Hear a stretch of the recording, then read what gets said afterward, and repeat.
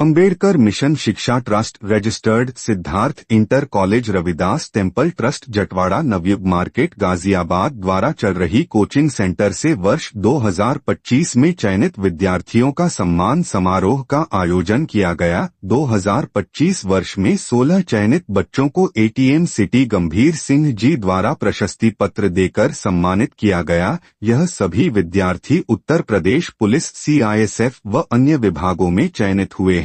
Trust के संचालक पूर्व डीसीपी कल्याण सिंह, मनोज कुमार, हेमंत बौद्ध आदि ने इस आयोजन में अहम भूमिका निभाई। मुख्य अतिथि एडीएम सिटी गंभीर सिंह जी ने अपने संबोधन से बच्चों का मार्गदर्शन किया, साथ ही यह भी वादा किया कि शिक्षा के क्षेत्र में किया जा रहे कार्य के लिए मैं भी तन मन धन से साथ हूं। कार्यक्रम की अध्यक्षता सतपाल सिंह, अभियोजन अधिकारी गाजियाबाद द्वारा की गई। बाबा साहब गौतम किसानों को मेरा नमन।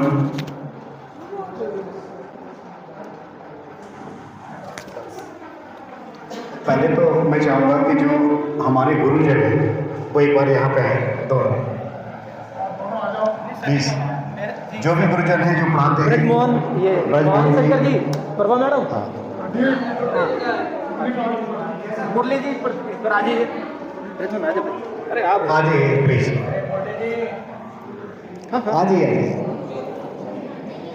ये सर हम सब लोग ये हंसराज कॉलेज से है ब्रजमोहन। पहले तो इस टीम के लिए हम जोरदार क्लैपिंग करेंगे और उनका तहे दिल से मैं धन्यवाद देना चाहूँगा। Thanks sir.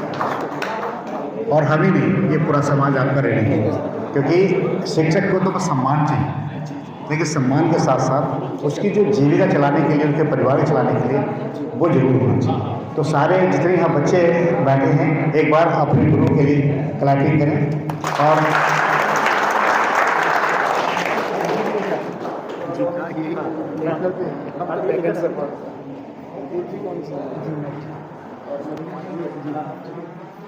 देखो, एक मुकेश जी थे सब इंस्पेक्टर, एक दूसरे लड़के कान के हाथ वालों आना भाई। एक चीज आपको मैं, मुकेश नाम ना आपका जी, मुकेश, देखो एक चीज समझने की जरूरत है, जो पढ़ा और पढ़ाया वो क्या बना, सब इंस्पेक्टर। अगर आप भी आगे से पढ़ोगे पढ़ाओगे क्या बनोगे, सब इंस्पेक्टर। आप एज ए कांस्टेबल भर्ती होंगे तो इंस्पेक्टर तक मैक्सिमम जा सकते हो। ये कहाँ जाएंगे, कम से कम डिप्टी एसपी, कम से कम डिप्टी एसपी, एडिशनल एसपी भी बनेंगे, क्योंकि दोनों की एज कम है तो एडिशनल एसपी भी बनेंगे।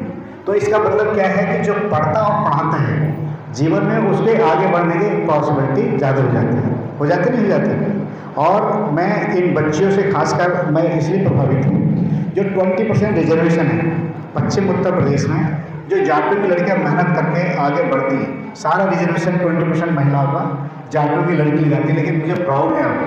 और आपको केवल यहीं तक नहीं रुकना, आपको बहुत सारी लड़कियों को अपने मोहल्ले में, अपने गांव में, जो अपनी क्लास में, अपनी रिश्तेदारी में उनको मोटिवेट करना कि बेटा आओ, है कि नहीं। इस समय दो, एक सोफिया और एक बेयोमी किस्म, जो अभी जो पाकिस्तान इंडिया के साथ युद्ध हो रहा है, दो लड़कियां लीड कर रही हैं पूरे देश में।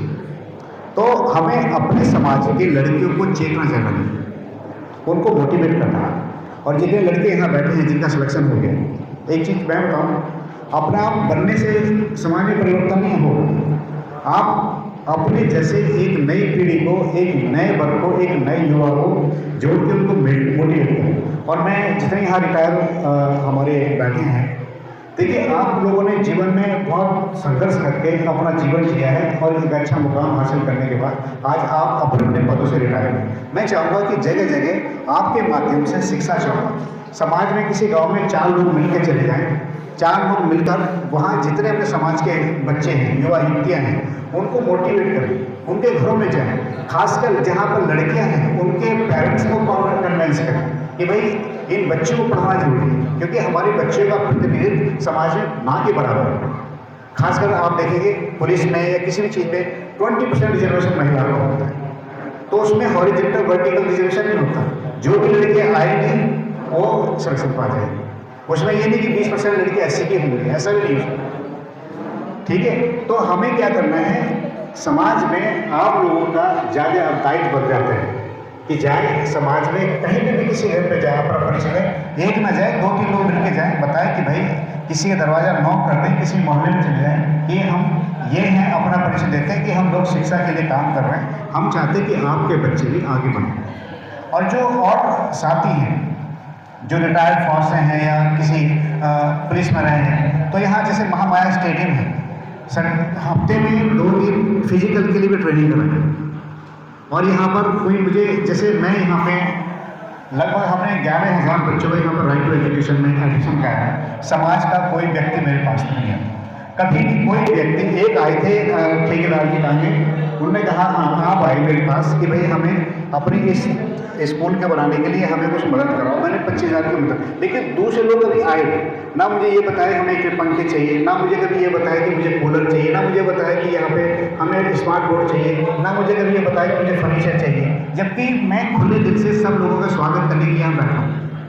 मेरा तो एक छोटा सा प्रयास इस इंस्टीट्यूट के कार्यक्रम कर सकता हूँ, छोटा सा प्रयास। लेकिन हम लोगों के बीच कोई आए तो सही, हम लोग पता नहीं क्यों जाते नहीं। सबसे बड़ी बात बेटा, मैं आपको इसलिए यहाँ पे बुलवाया, सबसे बड़ी बात है कोई चीज़ अव्यवस्थित है तो हम बढ़कर अब उसको काम करें। कुर्सी अगर ऐसे रखी थी तो हमें बैठना नहीं था, हमें देखना कि ये व्यवस्था है उसको बढ़ सकते खुद आगे बढ़ के काम, लीडरशिप डेवलप करना। इसलिए मैंने बुलवाया कि कम से कम आप यहाँ बोलें, अपना परिचय दें। जब आप लीडरशिप नहीं आएंगे, और देखिए आप जिस डिपार्टमेंट में गए, जैसे ये लोग हैं, हम लोग प्रशासनिक अधिकारी और पुलिस मौके पे न्याय कर देती है अपने लोगों को, लोगों को पता ही लग पाता हमने कितना न्याय कर दिया है कि नहीं भाई। आप मौके पे, जज तो बाद में न्याय करेगा, लेकिन आप तो मौके पे अपनी वर्दी से लोगों की मदद करके वहीं मौके पे न्याय कर सकते हैं कि किसी गरीब बच्चे के साथ, किसी गरीब व्यक्ति के साथ, किसी बच्चे के व्यक्ति के साथ कहीं ऐसा ना हो कि वो व्यक्ति बर्बाद हो जाए। जो काम डांट डपटने से भी हो सकता है, जो लोगों को समझाने से भी हो सकता है, तो वो बहुत अच्छी तरह काम कर सकते हैं। और अगर जीवन में आगे बढ़ना, एक चीज़ और है, समाज में एक नौकरी लगने के बाद ना मुश्किल से 5% या 2% लोग अपनी जॉब से आगे जंप करते हैं, वरना मैगजीन में जॉब लगी सोचने लगे कि उस हमारा कल्याण हो गया। यही नहीं रुकना, यहाँ नहीं रुकना।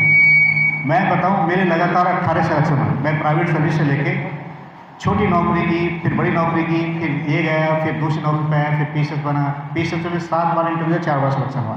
लेकिन क्या मैं जबरदस्ती लोगों को बैठ कर बुला के पढ़ाता था, मोहल्ले के बच्चों, जैसे आप जैसे ना, मैं कहीं भी जाता हूँ, किसी घर में जाता हूँ, मैं बड़ों से बात नहीं करता, मैं उनको बच्चों से बात करता हूँ, मैं उनके बच्चों को पढ़ाता हूँ। मैं सोच कर आपके घर गया, किसने बुलाया, तो आपसे जो बात होनी, मैं आपके बच्चे सोच कर ग्रेजुएशन कर रहा हूँ, तो मैं उसके साथ बात करूँगा, उससे क्वेश्चन भी पुटअप करूँगा, उसको बताऊँगा।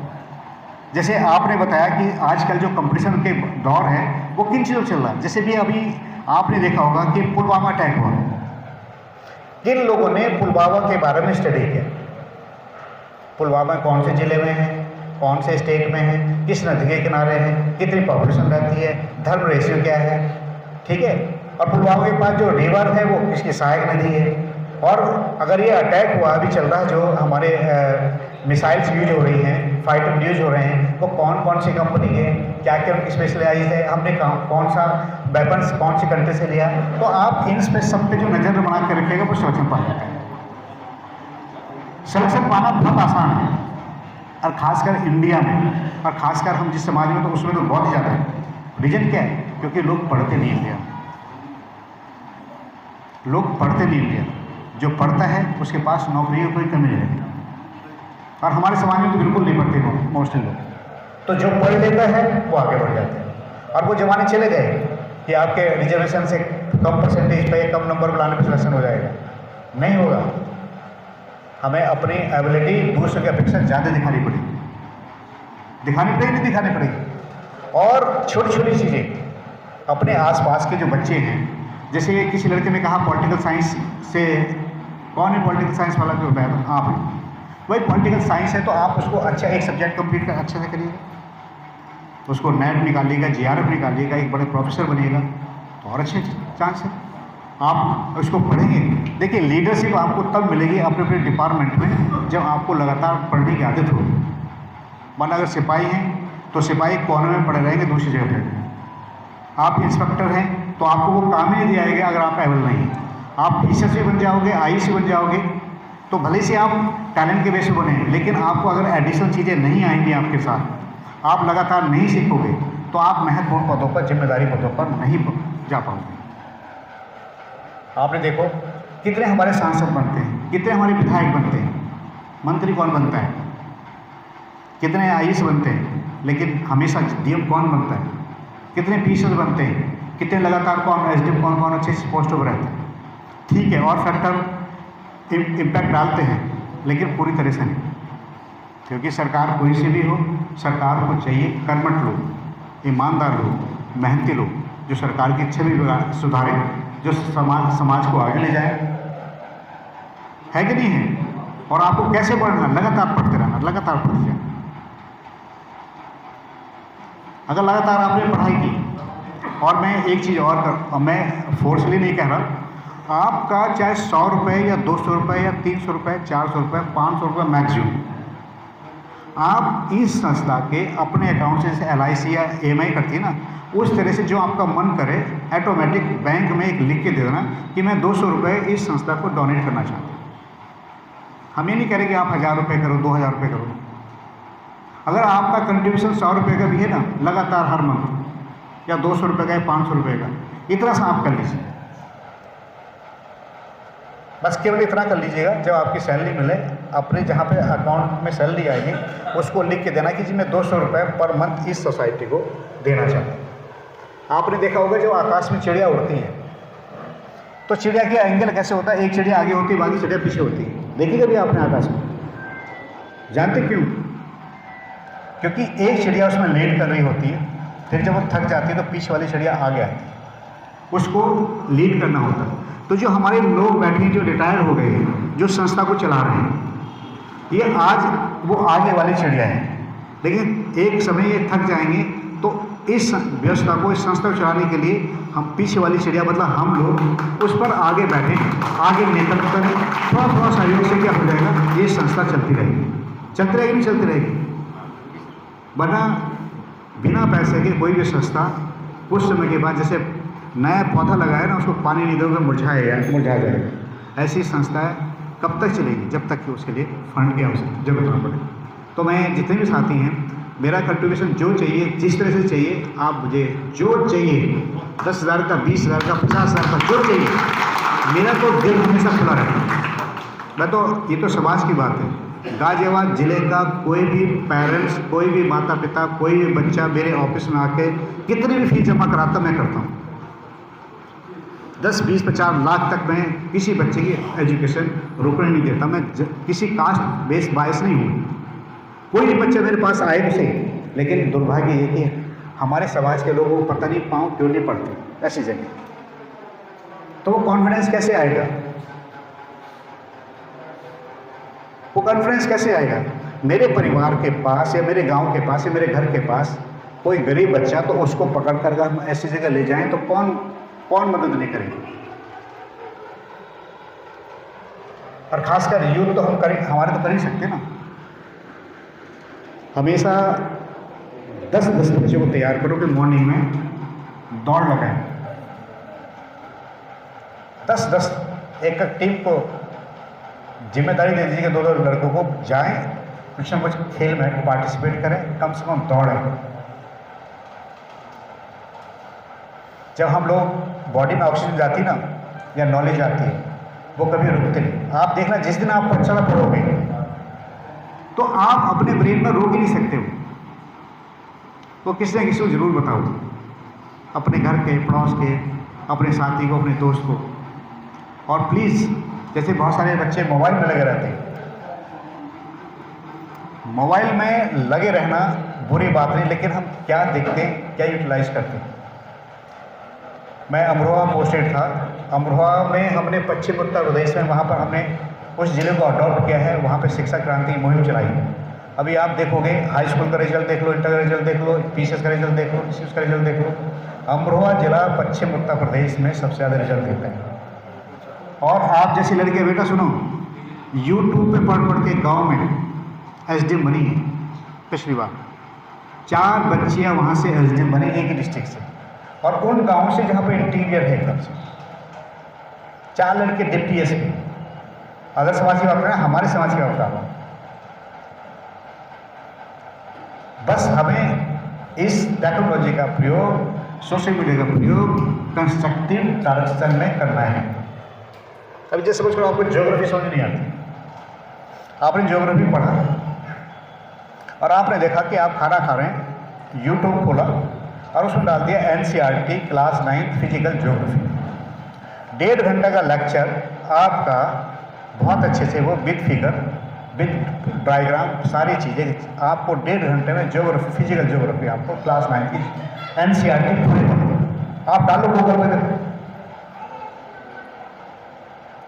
तो बहुत सारी चीज़ें, अब तो इतना अच्छा है टेक्नोलॉजी का यूज, अगर हम उसको सही से यूज कर लें तो हम कहीं पर बैठकर केवल कांस्टेबल नहीं, हम आईएएस भी बन सकते हैं। बस सारा माइंड गेम है। जो बच्चा कांस्टेबल बन सकता है वो आईपीएस भी बन सकता है। मैं गारंटी के साथ इस पेपर को लिख के दे सकता हूँ। बस उसने अपने माइंड के ब्लॉकेज को, लिमिटेशंस को बांध देना, ओपन कर कि नहीं मुझे पढ़ना है और मुझे ये करना है। मैं देखना कि आप में हो सकता है कि अगले साल कोई आईपीएस ही बन जाए।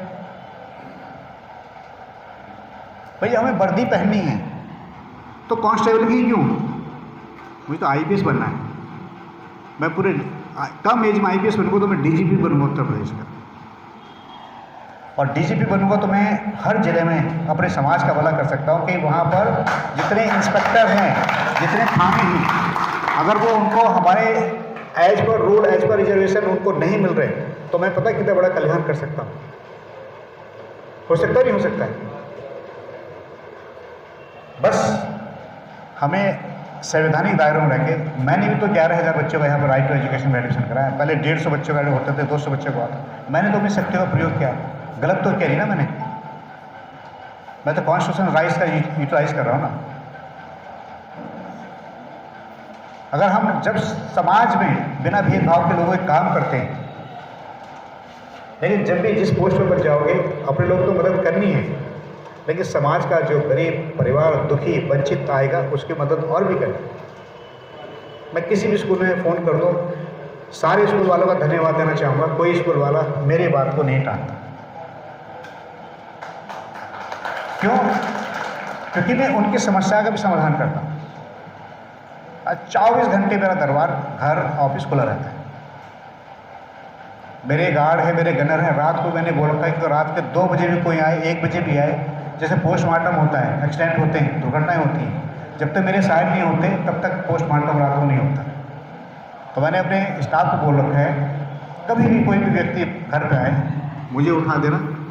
तो काम औरों की अपेक्षा ज़्यादा करना है, तभी तो सरकार को अपनी टीम का पार्ट मानेगी, तभी तो आपको जिम्मेदारी पोस्ट देगी। इसलिए मैं 3 साल 7 महीने मुझे यहाँ पे हो गए, क्योंकि अब ट्रांसफर पॉलिसी है तो 1 आध महीने में शायद मेरा कहीं ट्रांसफ़र हो जाएगा।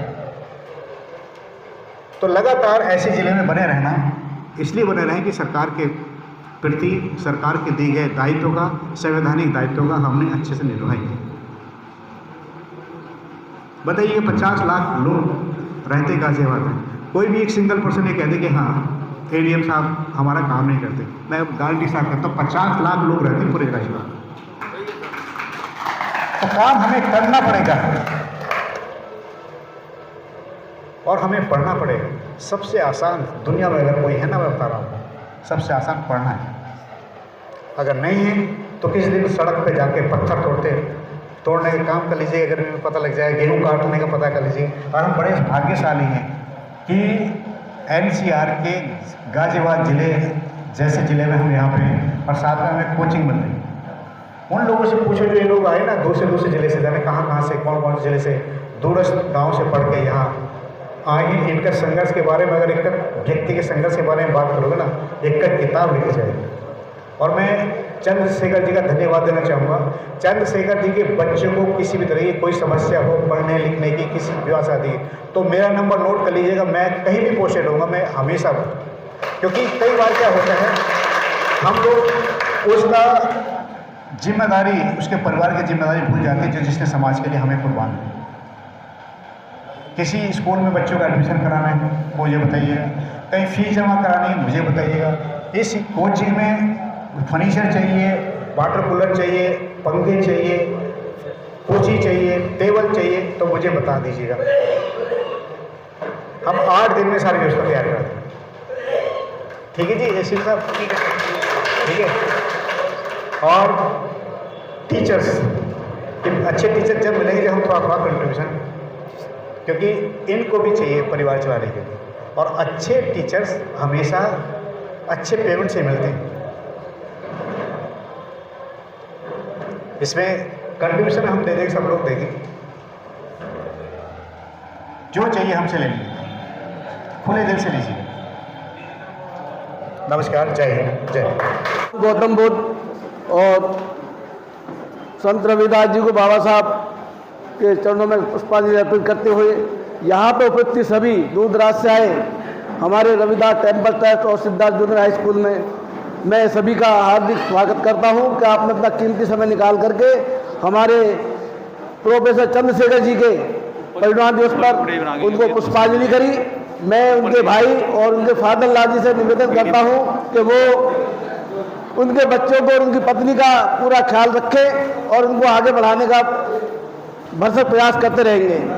जो बच्चे आज यहाँ पर सेलेक्ट हुए हैं, मैं श्री मनोज सर जी को, कल्याण सिंह जी को और दोनों टीचर हमारे मुरली जी और प्रदीप जी को उनको बहुत बहुत बधाई देता हूँ कि उन्होंने यहाँ अम्बेडकर मिशन शिक्षा कोचिंग के द्वारा कम से कम 60-70 बच्चों को यहाँ से उन्होंने पढ़ा करके उस पदों को भेजा है। वो जो बच्चे यहाँ पे शिक्षा ग्रहण करके अपने नौकरी पाते हैं, मैं उनसे एक निवेदन और करूँगा, आपके भी भाई यहाँ पर आते हैं, कम से कम अपनी नेक कमाई में यहाँ 200, 400, 500 तो इस कोचिंग के लिए अपनी उस नेक कमाई में देते रहें, तो ये कोचिंग आगे और बढ़ता चलता रहेगा। आप ही के भाई आगे बढ़ेंगे और शिक्षा के क्षेत्र में और आगे प्रोग्रेस की जाएगी। क्यों मुझे यहाँ ट्रस्ट में लगभग 35 साल तो जैसे हो गए हैं। जो बिल्डिंग आप देख रहे हो ये सब मेरी सुपरविजन में हमारे सरदे बाबा श्री राम तेजी के साथ में मिलकर के हमने इस कार्रवाई को यहाँ तक पहुँचा है। और हमारे ट्रस्ट में कोषाध्यक्ष के पद में रहे श्री के सिंह जी रिटायर होने के बाद में आज लगभग 25 साल से यहाँ सेवा कर रहे हैं अपने निस्वार्थ। हमारे सरदे मुक्ता सिंह गुरु जी भी हैं, वो भी अपना योगदान दे रहे हैं। आरपी सिंह जी हैं हमारे, और समाज के लोग यहाँ पे इस संस्था को बढ़ाने के लिए भरसक प्रयास करते रहते हैं। और जो बिल्डिंग देख रहे हैं हमारे क्षेत्रीय सांसद रहे हों, विधायक रहे हों, उन लोगों के भी सांसद निधि से उनका सहयोग मिला है इसको आगे बढ़ाने के लिए। उन्होंने किसी ने कमरे बनवाए, किसी ने बरामदा बनवाया है, तो मैं आप सभी का धन्यवाद करता हूँ। देखिए, सबसे पहले तो मैं जो अम्बेडकर शिक्षा सेवा ट्रस्ट है, ये जो कोचिंग चला रहे हैं, सबसे पहले तो उनको शुभकामनाएं देता हूँ। और मैं श्रद्धांजलि देता हूँ चंद्रशेखर जी को, जो कि इसके संस्थापक अध्यक्ष रहे हैं। मैं उन्हें श्रद्धांजलि देता हूँ, यद्यपि वो नहीं है, लेकिन उनका योगदान इसमें बहुत ज़्यादा रहा है। और इसके जो सदस्य हैं, कल्याण सिंह जी हैं, जो स्वयं यहाँ पर ऑर्गेनाइज कर रहे थे, और काफ़ी सारे उनके जो शिक्षक हैं उन्हें मैं धन्यवाद देता हूँ। अभी मैंने, जैसा कि आप यहाँ पर खड़े थे, एक बच्चा जो पुलिस में, ज़्यादातर बच्चे जो है इसमें पुलिस में सिलेक्शन उनका हुआ है, तो मेरा उन बच्चों से मेरा संबोधन है, उनके लिए मेरा कहना ये है कि ये जो है जहाँ पे बच्चे भर्ती हुए हैं, अभी मैंने उसे पुलिस की फुल फॉर्म बताई थी, public officer for legal investigation and criminal emergencies. इसमें जो ये लोग न्याय की, मेरे एक बार जो है सीओ से बात हुई थी यहाँ की पूनम मिश्रा से, मैंने उन्हें किसी विषय में बताया था, तो वो कुछ बात कर रही थी। मैंने कहा देखिए ऐसा है, ये न्याय की प्रथम श्रेणी है। यहाँ जो कांस्टेबल है वो पहला व्यक्ति होता है न्याय देने के लिए, और वो ऐसी समस्याएं थाने में हल होती हैं कि वो समस्याएं यदि वो हल ना हो तो वो सुप्रीम कोर्ट तक पहुँच जाती हैं। इसलिए पुलिस व्यवस्था में हमारे जाने वाले लोग, SC ST और डिप्रेस क्लासेस के लोग जो है, लोगों को, जो डिप्रेस क्लासेस के लोगों को या ऐसे लोगों को जिन्हें समाज से दरकिनार कर दिया गया है, न्याय की प्रथम श्रेणी होने के नाते उन लोगों को न्याय दिलवाने में बहुत ज़्यादा मदद कर ली। इसलिए मैं उन सबको शुभकामनाएं व्यक्त करता हूं। और कुछ लोगों को जो सब इंस्पेक्टर भर्ती हुए हैं, उससे पहले वाले भर्ती होते एडीएम साहब ने उनको भी सम्मानित किया गया, कुछ लेखाकार, कुछ सुप्रीम कोर्ट, कुछ हाई कोर्ट में उनकी भर्ती हुई है। मैं उन सभी को शुभकामना देता हूं और साथ साथ मैं ये कहना चाहूँगा कि वो जहाँ भी जाएँ, क्योंकि किसी भी काउंटर पर बैठा हो, जैसे मैं भारतीय स्टेट बैंक से रिटायर हुआ हूँ, तो उससे जो है बैठा हुआ व्यक्ति जो है उस इंस्टीट्यूशन का प्रथम व्यक्ति होता है, रिप्रेजेंटेशन उसका होता है। तो जहाँ जहाँ ये लोग जा रहे हैं अपने समाज के लिए, अपने लिए उनका योगदान करें। दूसरी बात इसमें ये कहना चाहूँगा कि इन्होंने कोचिंग, कई लोग ग्रेजुएट होते हैं, बीए होते हैं, एमए होते हैं, बीएससी होते हैं, एमएससी होते हैं, एलएलबी होते हैं, लेकिन यदि आप उनसे कहिए कि एक एप्लीकेशन लिख दीजिए गाँव में, तो वो एक एप्लीकेशन नहीं लिख पाते। इसलिए शिक्षा के माध्यम से मेरा कहना ये है कि वो कम से कम देखिए, किसी को व्यक्ति को सफलता के लिए 2 चीज़ों की आवश्यकता होती है। नंबर एक तो होती है उसकी मेहनत, एक होती है उसकी गाइडेंस।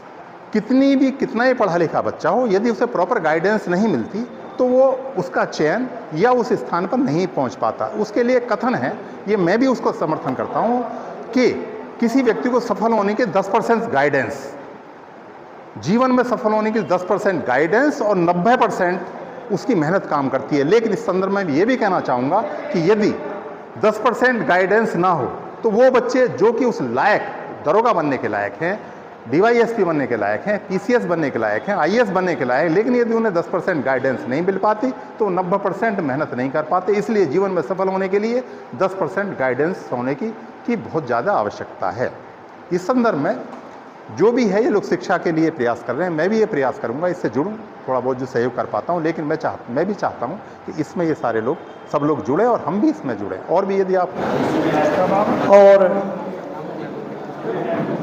बाबा साहब डॉक्टर बी.आर. अम्बेडकर साहब के चरणों को पुष्पांजलि अर्पित करते हुए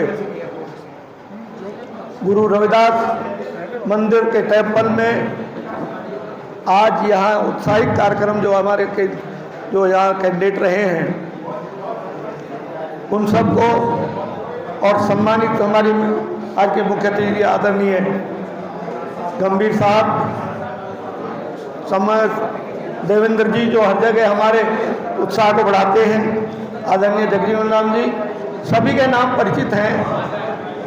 आदरणीय बाबू राम जी जो बहुत गंभीर रहते हैं, यहाँ सेवा दी है और अपनी बेटी को बहुत अच्छी पोस्ट पर इन्होंने भेजा है, इनका भी हार्दिक अभिनंदन, स्वागत है सभी हमारे महानुभावों का और उनके पेरेंट्स जो हैं उन सबका तो स्वागत है। ये संस्था जो हमारी चल रही है, आदरणीय चंद्रशेखर जी जो जिनकी आज यहाँ पुण्यतिथि है, आज ये कार्यक्रम संपन्न हो रहा है, उनकी यादों को ताज़ा करने के लिए उन्होंने इतना बड़ा वृक्ष लगाया जो आज फल फूल रहा है। और इस जो पूरा टेम्पल ट्रस्ट और सारा भी आप इतनी बड़ी बिल्डिंग देख रहे हैं, ये स्वर्गीय श्रीमान जो महान पुरुष हमारे बीच रहे श्री राम हितैषी जी के कर कमलों से ये सब कुछ तैयार किया गया। आज हमारे बीच नहीं है, संस्था के अध्यक्ष रहे हैं आदरणीय केयर सिंह जी हमारी संस्था के, और माननीय अध्यक्ष जी जो आज सब हमारे रविदास टेम्पल ट्रस्ट का यहाँ बड़े जोर तोड़ से तैयारी करा रहे हैं, पूरी मेहनत लगे रहते हैं।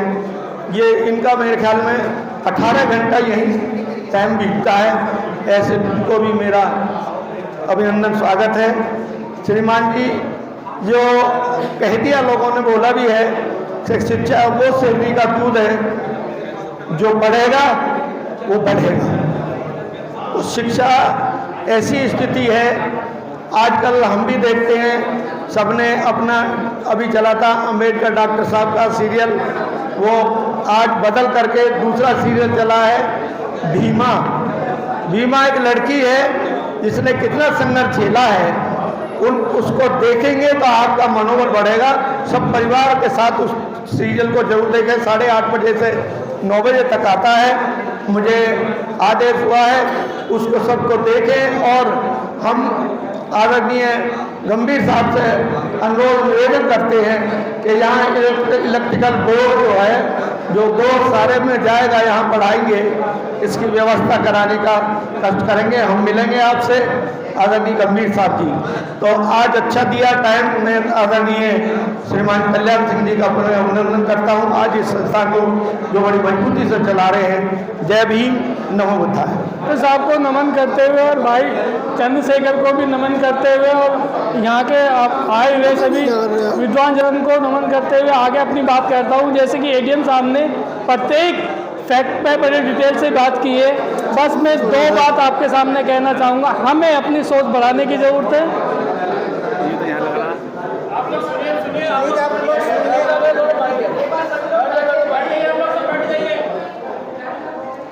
जैसे कि एडीएम साहब ने प्रत्येक फैक्ट पर बड़े डिटेल से बात की है, बस मैं आपसे ये कहना चाहूँगा, हमें अपनी एक सोच और थोड़ी बढ़ाने की ज़रूरत है। हम MA PhD पूरी डिग्री लेने के बाद सोच सकते हैं अपने कांस्टेबल की बनने की, या उससे भी लोअर कोई भी अगर 4th क्लास हो तो उसमें भी हम फॉर्म अप्लाई कर देते हैं। लेकिन कभी PCS IS हम ये सोचते हैं कि भाई कांस्टेबल के फॉर्म आ गए, हम सब भरेंगे, लेकिन IS PCS के प्रत्येक वर्ष फॉर्म आते हैं। कभी उस पर हम विचार नहीं करते कि हमें वो भी भरना है, उसको भी क्रैक करना है।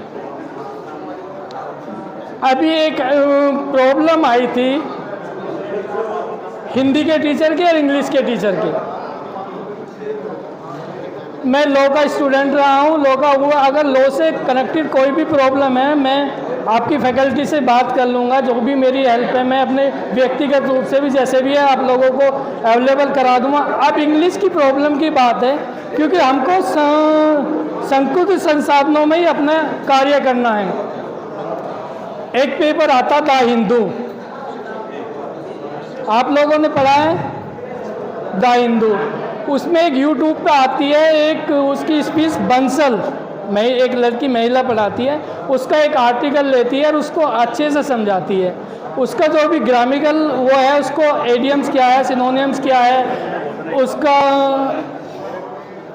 पूरा उसको जो है समझाएगी। अगर उसको भी कंटिन्यू हम 1 या 2 महीने करेंगे तो मुझे नहीं लगता कि किसी टीचर की आपको ज़रूरत पड़ेगी। फिर हमारे पास जो संसाधन है उसको हमें यूटिलाइज करना है।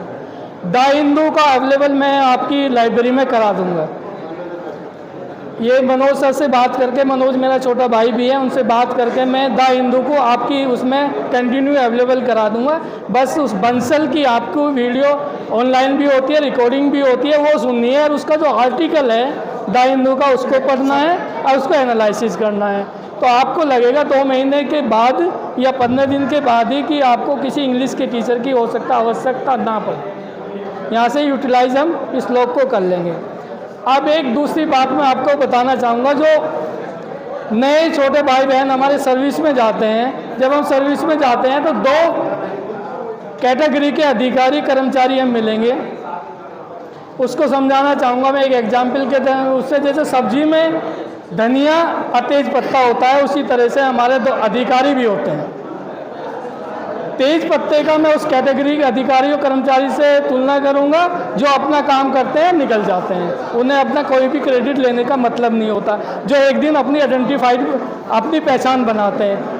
एक होता है धनिया, जो सबसे बाद में सब्जी में आता है, बाद तक मैच होता है, उसको मैं दूंगा चापलूसी कर्मचारी और उसके उसमें जो चापलूसी करते हैं और अपने लाइट में रहते हैं। तो मैं आपसे कहता हूं, क्योंकि मैं उस अधिकारी को और उसको बनना चाहूँगा तेज पत्ते की तरह। अपना काम करो, अपनी आइडेंटिफाइड बनाओ, अपनी एक अलग पहचान बनाओ जो आपकी अपनी व्यक्तिगत होगी और आगे चल के आपकी बनेगी। इसी के साथ मैं अपनी वाणी को विराम देता हूँ। जय हिंद। मैं इंडियन एयरलाइंस में, पहले इंडियन एयरलाइंस थी, बाद में मर्ज हुई, मैं क्लर्क लगा, लेकिन मैंने पढ़ाई नहीं रोकी, जिसके कारण अगर वो प्राइवेट नहीं होती तो मैं GM रिटायर होता सर।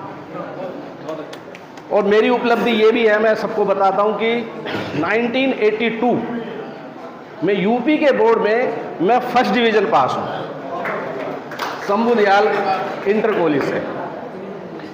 अभी यहाँ शिक्षा का माहौल है, सभी को नमन करते हुए मुझे शिक्षा के बारे में एक बात कहनी, मैंने किताब भी लिखी है। हमें सोचने का तरीका, जो हमारे सोचने का तरीका है, हमें केवल उसको बदलना है।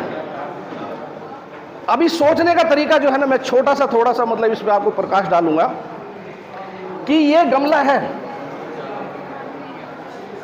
अब इसके 3 टाइम्स हैं, काल है, 3 काल है।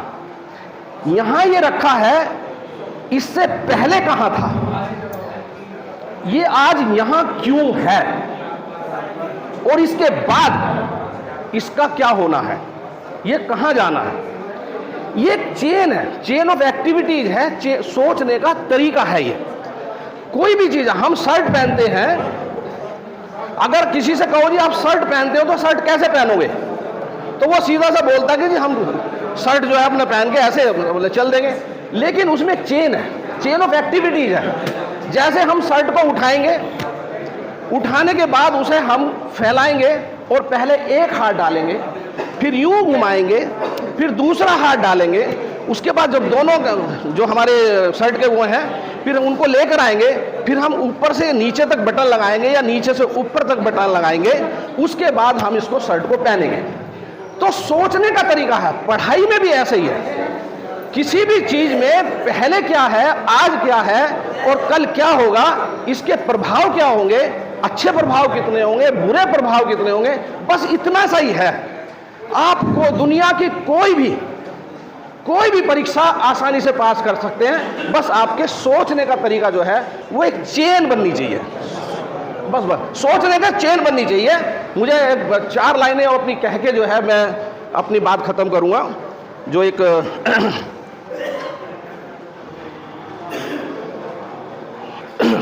इसका शीर्षक है मेरी 4 लाइनों का, मेरा आसमां मेरी मुट्ठी में। सब ध्यान दीजिएगा कि बढ़ता आगे मैं कैसे, बढ़ता आगे मैं कैसे, नहीं बढ़ने की आजादी थी, सुनने पर पाबंदी थी, हमारे सुनने पर भी पाबंदी थी कि सुनने पर पाबंदी थी, नहीं पढ़ने की आजादी थी। पर अब तपने को तैयार हूं मैं, पर अब तपने को तैयार हूं मैं, मेहनत की जलती भट्टी में, लेना है लड़ लड़ के मुझको मेरा आसमां मेरी मुट्ठी में, लेना है लड़ लड़ के मुझको मेरा आसमां मेरी मुट्ठी में।